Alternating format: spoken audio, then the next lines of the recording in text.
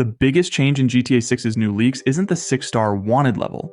It's that the police might remember your face, your clothes, and the exact car you're driving. And today, another alleged clip gave us a much better idea of what that system could actually do during a chase. If these reports are accurate, you aren't escaping one giant police hive mind anymore. You're trying to break a description the game has built around you. So changing cars matters, getting seen matters, and that random person on the sidewalk might be the reason the wanted stars suddenly come back.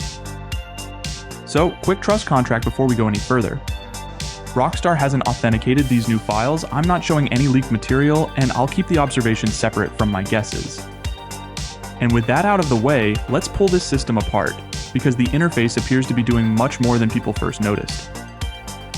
So start with a new wanted display. Under the stars, viewers describe 3 separate icons, and each one appears to track a different piece of Jason's identity. Now, the first looks like a clothes hanger, so the plain reading is clothing. Police may know the outfit worn during the crime, not merely the person controlling the character. Now imagine robbing a store in this shirt, ducking into an alley, and coming out in a jacket.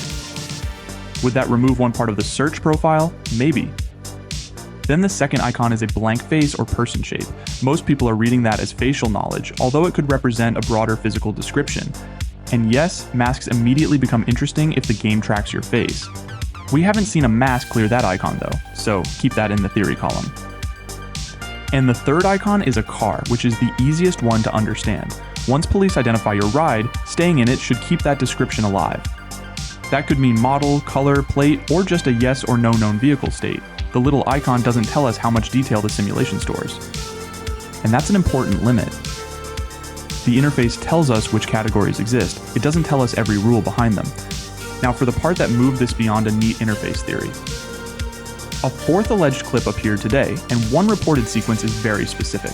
So according to people who watched it before the takedown spread, Jason kills an officer and his wanted state clears after the immediate threat is gone. Then a civilian reportedly spots him driving the police vehicle and the wanted level returns. If that description is accurate, the witness creates a new link back to Jason.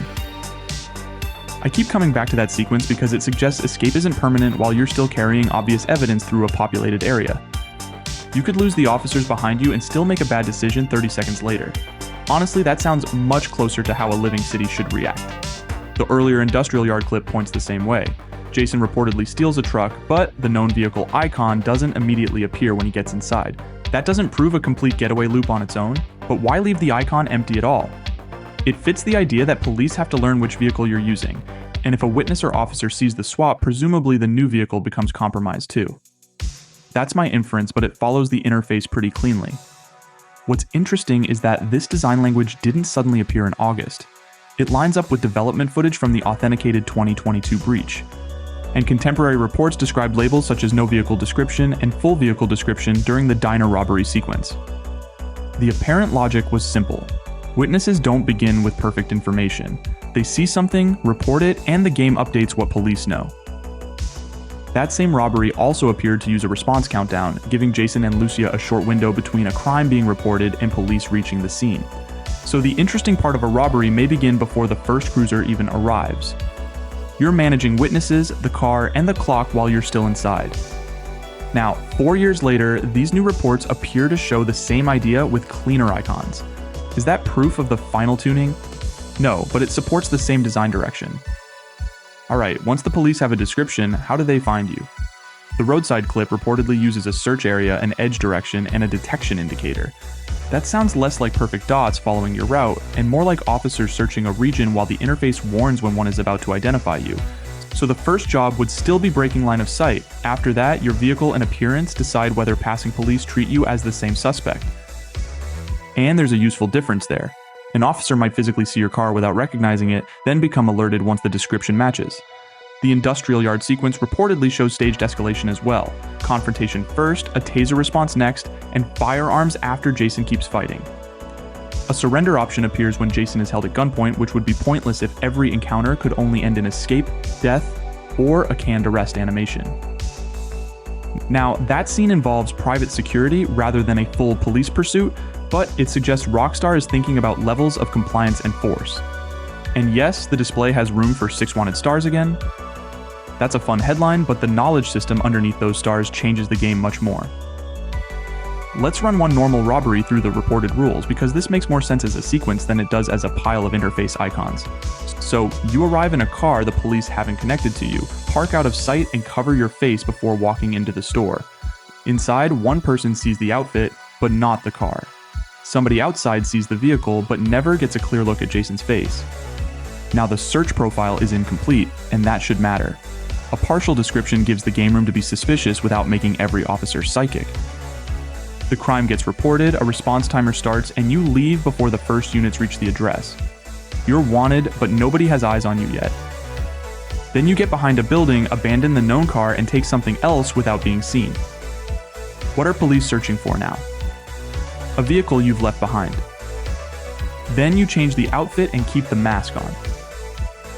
If those actions clear the right categories, you could pass the search without turning the chase into a 20-minute shootout.